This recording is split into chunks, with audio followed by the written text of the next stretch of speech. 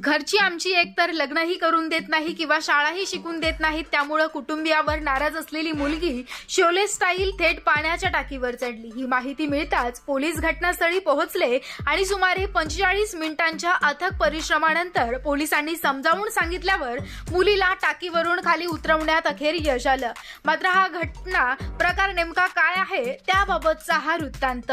मुलीने दिलेल्या माहितीनुसार तिचं कुटुंबीय तिला शिक्षण घेऊ देत नाही आणि तिला शिवीगाळ करतात, त्यामुळे ती पाण्याच्या टाकीवर चढली। सध्या पोलीस मुलीची चौकशी करत आहेत। मुलीला बीएड करायचे, पण कुटुंबीय तिच्या शिक्षणासाठी पैसे देत नाहीत किंवा तिचं ते लग्नही लावून देत नाहीत, त्यामुळे घरच्यांचा राग अनावर होऊन ती पाण्याच्या टाकीवर चढली। त्यानंतर 45 मिनिट समजावून सांगितल्यानंतर मुलगी पाण्याच्या टाकीवरून खाली उतरली खरी, पण यातून हा प्रश्न निर्माण होतोय तर वेगळ्या अंगाने अनेक प्रश्न आहेत। प्रत्येक कुटुंबात अशा काही समस्या आहेत।